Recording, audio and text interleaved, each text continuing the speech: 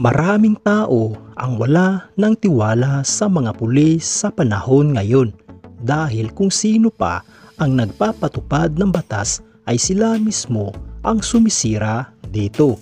Pero hindi naman lahat dahil marami pa rin ang mabait at tapat sa kanilang sinusumpaan na tungkulin. Isa na nga dito ay si Sir Jason Tesorero, isang pulis at kasalukuyang charity vlogger. Si Sir Jason Tesorero ngayon ay merong 212,000 subscribers sa YouTube. Deserve ni Sir Jason Tesorero ang magkaroon ng maraming suporta dahil ang kanyang ginagawa ay hindi lamang para sa kanyang sarili kundi para sa lahat ng kapwa Pilipino. So yun mga idol, sa video na ito ay ating pag-uusapan at aalamin ang latest sahod ni Sir Jason Tesorero sa YouTube. Gamit ang isang public website na Socialblade ay ating malalaman at makikita ang kanyang latest sahod sa YouTube.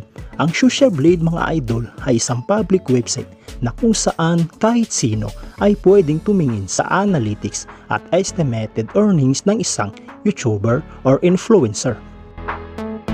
So yun mga idol, nandito na tayo sa Socialblade at ito ang official channel insight ni Jason Tesorero sa Socialblade kung saan pwede nating makita ang status ng kanyang YouTube channel at ang kanyang latest sahod sa YouTube. So yun mga idol, dito sa kanyang uploads ay nasa 63 na. Subscribers naman ay nasa 214,000 na.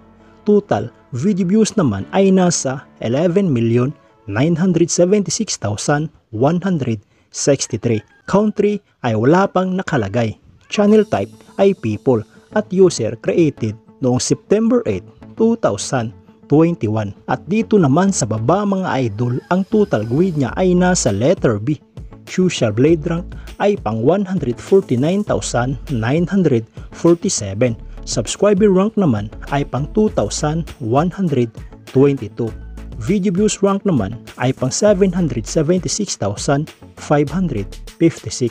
Country rank ay wala pang nakalagay at ang people rank ay pang 1,590. At dito naman sa subscribers ni Jason Tesorero for the last 30 days ay merong pumasok na 19,000 subscribers. Bumaba ito sa 63% for the last 30 days. At sa video views naman ay merong pumasok na 706,872.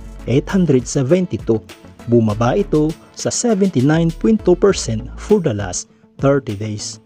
So yun mga idol, dito naman sa YouTube stats summary ni Jason Tesorero noong August 30, 2023 hanggang September 12, 2023 ay makikita natin dito ang nadagdag na subscribers, nadagdag na video views at ang estimated earnings niya sa bawat araw.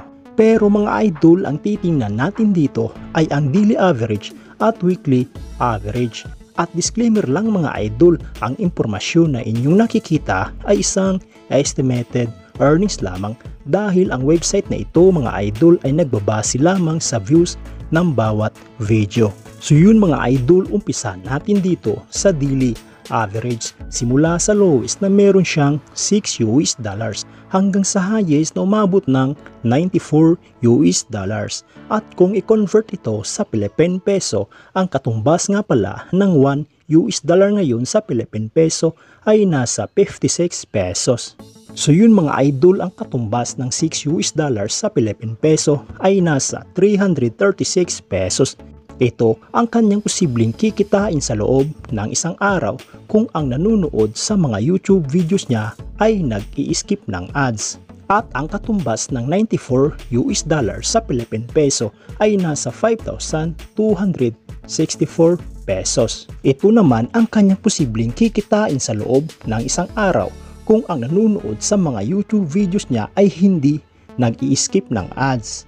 So yun mga idol, dito naman tayo sa weekly average. Simula dito sa lowest na meron siyang 41 US dollars hanggang sa highest na umabot ng 660 US dollars. Ang katumbas ng 41 US dollars sa Philippine peso ay nasa 2,296 pesos. Ito ang kanyang posibleng kikitain sa loob ng isang linggo kung ang nanonood sa mga YouTube videos niya ay nag-i-skip ng ads. At ang katumbas ng 660 US dollar sa Philippine peso ay nasa 36,960 pesos. Ito naman ang kanyang posibleng kikitain sa loob ng isang linggo kung ang nanonood sa mga YouTube videos niya ay hindi nag-i-skip ng ads. So yun mga idol, dito naman tayo sa monthly at yearly estimated earnings. At inuulit ko mga idol, ang impormasyon na inyong nakikita ay isang estimated earnings lamang dahil ang website na ito mga idol ay nagbabase lamang sa views ng bawat video. So yun mga idol, simulan natin dito sa monthly estimated earnings. Simula dito sa lowest na meron siyang 117 US dollars hanggang sa highest na umabot ng 2,800 US dollars. At kung i-convert ito sa Philippine peso, ang 117 US dollars sa Philippine peso ay nasa 6,552 pesos. Ito ang kanyang posibleng kikitain sa loob ng isang buwan kung ang nanonood sa mga YouTube videos niya ay nag-i-skip ng ads. At ang 2,800 US dollars naman sa Philippine peso ay nasa 156,800 pesos. Ito naman ang kanyang posibleng kikitain sa loob ng isang buwan kung ang nanonood sa mga YouTube videos niya ay hindi nag-i-skip ng ads.